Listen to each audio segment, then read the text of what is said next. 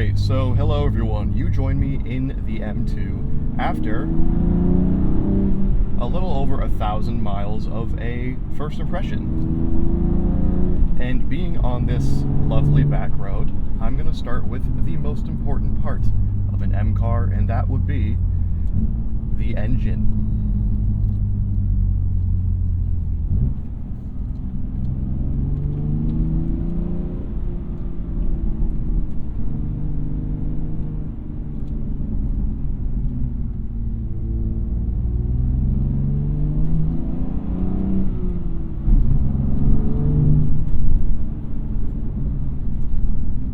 One thing that worried me about the S55 engine in this was the sound. And for this video, I have the fake noise turned off, so you're just hearing totally authentic exhaust. And I don't know if you can tell, because I do have a fairly decent audio setup, but I don't think the stock exhaust sounds quite so bad. A lot of people complain about the S55 online, saying it sounds like a lawnmower or a tractor, and they're not entirely wrong from the outside. But from the inside, I think it sounds pretty good. Now again, I do have the Valvetronic exhaust coming soon. That's actually coming late next week, so you'll be seeing that relatively soon. But I think for a stock exhaust, it sounds pretty good. Now, a lot of the sound deadening was removed from the M2 in comparison to the non-Ms, which I didn't actually think about. So even though this is totally stock, the engine sounds a lot better from the inside than even my modified B58. I actually can hear the exhaust from the inside of the car, even stock, which could not be said before. Now, a lot of complaints about the S55 in the M3 and M4 were that the low-end torque just kind of comes in and smacks you in the face. And in the detuned M2 competition, the low-end torque is a lot more tame. So I don't feel like the torque really just smacks you in the face super hard, which, depending on what you're looking for, could be a good thing or a bad thing. But I think in the context of an M car, it's kind of good. The B58 had peak torque at like 1,800 RPMs, which is borderline just idle. So whenever you put your foot down, you could just shoot forward at Mach 48, and you didn't really have to put any thought into, you know, revving the engine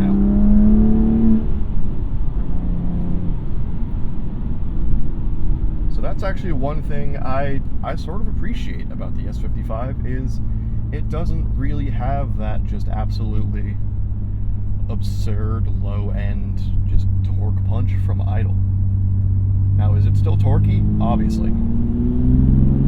But, like, it doesn't really start kicking you in the face until closer to 3,000 RPMs.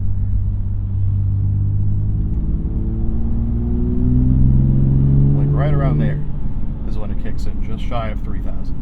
So, if you actually want to drive fast, you sort of have to think about it. You can't just stay in the highest gear. So overall, my impressions of the S55 are I actually like it a lot more than I thought it would. From the inside, it sounds pretty good. I like the torque band, and I feel like it's plenty powerful even in the detuned M2 competition. 405 horsepower, I think it has, is plenty, honestly. I had more on paper in my Stage 2 M240, but I didn't really need it. I felt, at least for the roads in my area, they're not good. So I thought 450-ish horsepower was more than enough. It was kind of overkill for almost everything here. So just over 400 is plenty. And between you and me, M2 comps kind of seem to dyno in the 380 to 400 horsepower to the wheels anyways, which pretty much puts it right in line with the Stage 2 240, maybe a little less.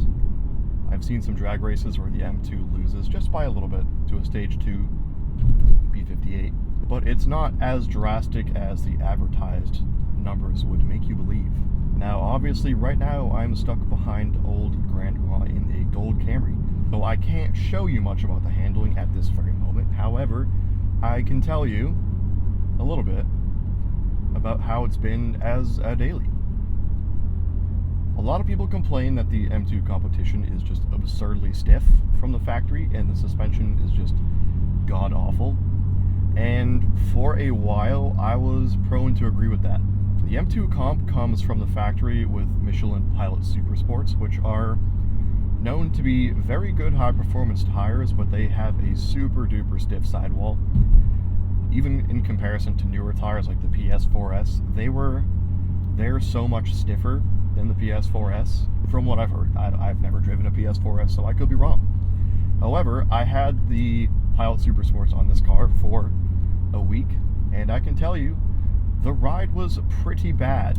So as you can see, there is just a lot of snow on the ground around me. It is winter, and this is my daily driver, so I drive it in the winter. So I ended up getting Michelin Pilot Sport All Season 4s. And again, I say it every time, you might gag that I put all seasons on an M2. And if that's how you feel, then so be it. However, I have found these tires to be more than adequate.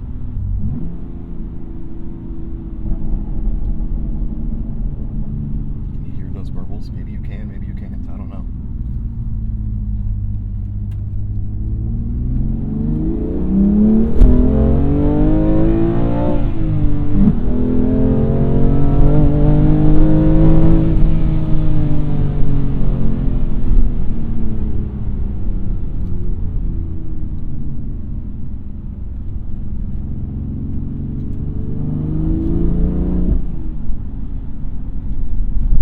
With the softer all seasons, the ride is way better. And yes, obviously it's still stiff. That's not going to change the car completely, but I don't find it to be entirely unbearable like I kind of did before. It's tolerable. So for those of you that still have the stock Pilot Super Sports, if you just despise the ride on the M2 comp, I would recommend starting with the tires.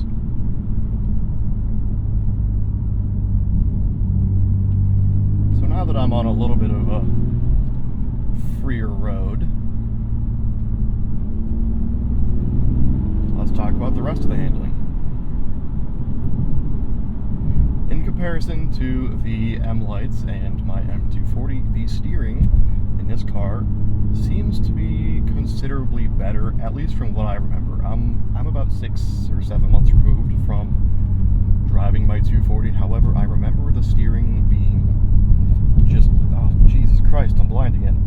But I remember the steering on the 240 to really just be god awful, and the steering in my mom's Lexus RX 350 was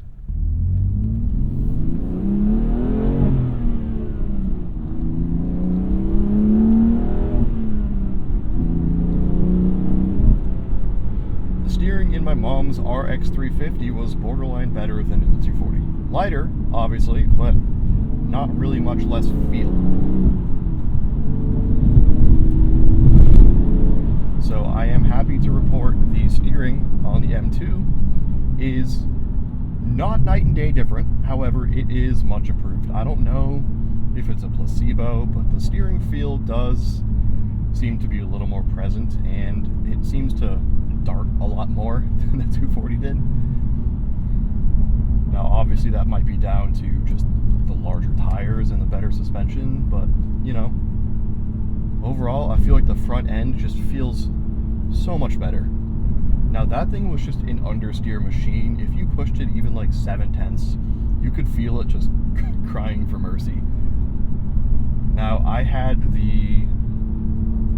X-Drive, and at one point I had a staggered setup, 225s in front, 255s in back.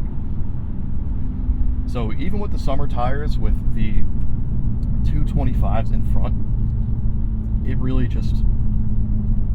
pushed through every corner in a way that just wasn't really that satisfying.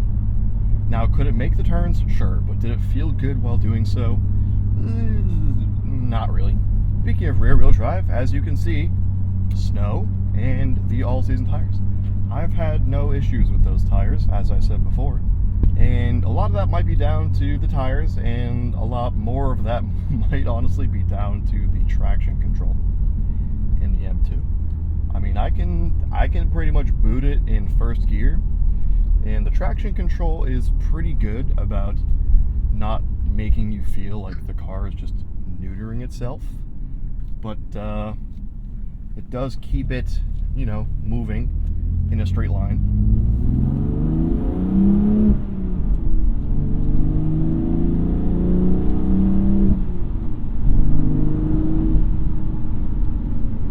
Traction control is pretty good. I don't feel like it cuts in aggressively to the point where it's just terrible and makes the car feel like it's dying, but it keeps the car in a straight line and it keeps the wheels not spinning if you wanted to. Now obviously if you go into MDM mode or traction control off, that is a very different story and you can have a very easy time going sideways. Now, I don't really feel like buying another $1,400 set of tires, so I'm not the type of person that just slides around every corner when I have the opportunity. Alright, so we've talked about the engine, we've now talked about the handling and suspension, and what is the next important part of an M car? That would be the brakes.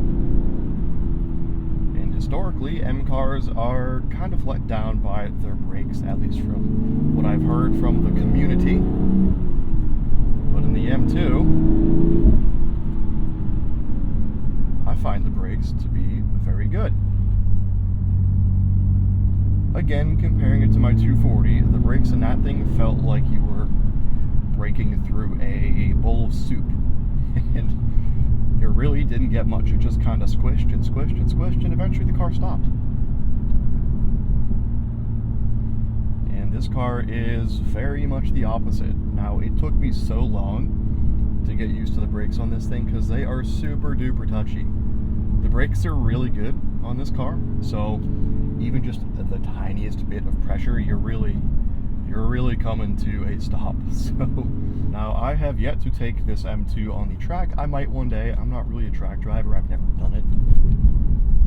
Again, I really just don't feel like burning through, you know, thousands of dollars of tires and brakes in an hour or two. So that's kind of what holds me back from doing a track day, honestly. But for the road, the M2's brakes feel more than sufficient. From factory, they are drilled and they are pretty big. I think there's 6 pistons in front, 4 in the back, so they are pretty beefy boys for a car of this size. So the next topic of interest is a fairly controversial one, I might say, and that would be this thing.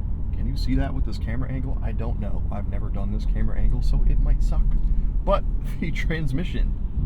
Now, if you could not tell at this point, I have the 6-speed manual transmission, which for me is really good. I'm a fairly new manual driver. I only started driving manual when I bought the M Coupe back in, I think, July or June of last year. So I'm not the best driver in the world. So I actually can appreciate the assistance, like the hill start assist and the rev matching on up and downshifts, which I didn't realize. I thought it was just downshifts. So I kind of like that for a daily driver, especially. It kind of splits the difference between an automatic and a manual. So it's still really easy to daily drive, but it's still fun and engaging when you want it to be, in a way that an automatic is not.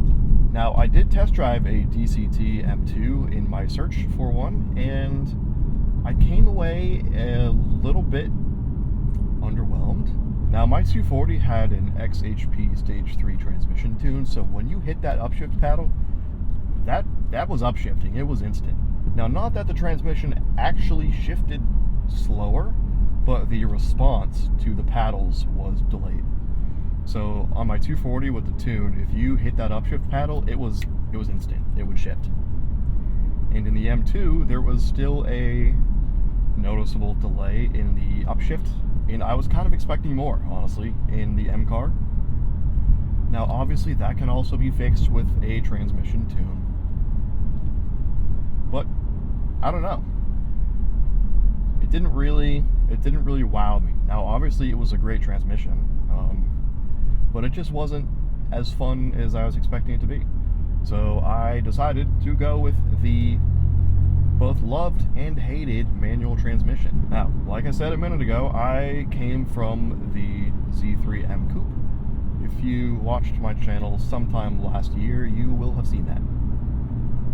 But that thing had a absurdly notchy transmission where every gear took a little bit of muscle to get it into.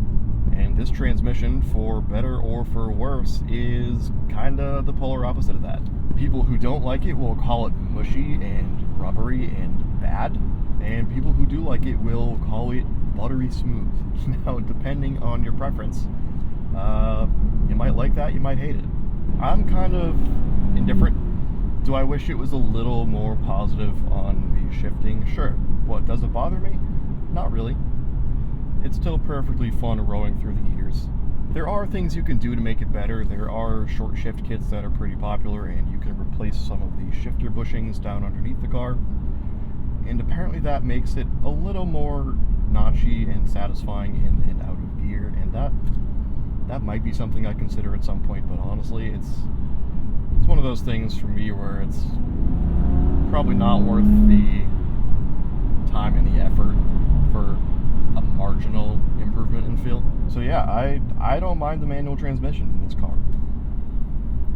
Sure, it's a little softer in comparison to some other transmissions, but it is what it is. It is, at the end of the day, a BMW, and it is meant to be kind of a more daily driver oriented thing. And the M2 is the sportiest iteration of that, but again, an M car is kind of meant to be something you can drive every day, and that I do. So in my personal use case, I quite like it. Now, speaking of daily drivability, how has this thing been for me on a day-to-day basis? It's been good. I've had no problems with this thing on a daily basis. After changing out the tires, the suspension was not as brutally stiff and annoying. Transmission is perfectly easy to daily drive with the up and down rev matches and the relative ease of shift actuation. And with the new clutch pedal that I installed, which you will see in the next video, that's positioned a lot better for just easy access to the clutch pedal. Now, I can't speak much for reliability. I've only done maybe a little over 1,000 miles, but I am addressing the one main concern with the S55, and that is the crank hub. Now, I have the manual, and I have a little over 31,000 miles, so I don't think it would explode on me anytime soon, because I have the configuration that is least likely to, because I'm on stock tune, manual transmission, low miles, so I'm not that worried about it, but I am still worried about it. So to clear up that paranoia that I have just kind of in the back of my head at all times, I have it booked at Wild Motorsports in Walpole, Massachusetts next week, and I am getting the crank hub addressed. Now, at that same time, I will have them install the Valvetronic exhaust, so that is coming up soon, which is very exciting. So reliability after that should be pretty good. I don't hear about a ton of major issues aside from the crank hub once those are addressed, so I'm not that worried about this thing, if I'm honest. So suspension, fine. Transmission, fine. Engine, probably fine. Now, the one big negative I have for this thing on a daily basis is the rather abysmal gas mileage, at least in comparison to what I'm used to. Now, this thing is pretty decent on the highway, actually. If you keep to the speed limits, I managed about 30 miles per gallon, which I don't feel like is so bad. In the 240, I would get like 30 to 32, so a little better, but not drastically, even with the 8-speed and stage 2. But around town, this thing is a little bit of a gas guzzler, if I'm honest. Again, in comparison, I know it could be so much worse. What is my average? Oh boy, my average is just around 18.5 mpgs, mostly around town. Because I work from home, I don't really have a commute where I'm on the highway, so most of my driving is just kind of in stuff like this. So I'm getting well under 20 mpgs, and I am a fair bit into the teens, which is a little painful in comparison to the M Coupe, which I didn't really know how much gas mileage that got just because it didn't tell me. It was an old car with no gas mileage readout unless I put in a cheat code in the dash, then I could get it. But never really felt like it. But in the 240, in these same exact driving situations, I was averaging like 25 mpgs, which honestly, bravo to the B58. That thing was stage 2, all-wheel drive. I drove the crap out of it, I felt like, pretty often. And I averaged 25 mpgs, and this thing I'm getting in the teens. So it is significantly less than I am accustomed to. That really has been the only complaint, the gas mileage. Oh, and speaking of gas mileage, why is my gas gauge divided into 1/6 of a tank? Who does that? Every gas tank I've ever seen is divided into quarters. And this one, if you can see it, I don't think you can. This one is divided into 1/6. So it feels like I'm going through even more gas because I'm reaching a lower line way sooner. So honestly, maybe that's it. Maybe that's why I feel like the gas mileage is so bad. Because it feels it, because there's more lines on the gas gauge that I can go down to and reach. So with that, I feel like I'm pretty confident I covered everything on the M2, at least first impressions. So I'm gonna leave you guys here for now. I will see you in the next video where I installed the ultimate clutch pedal.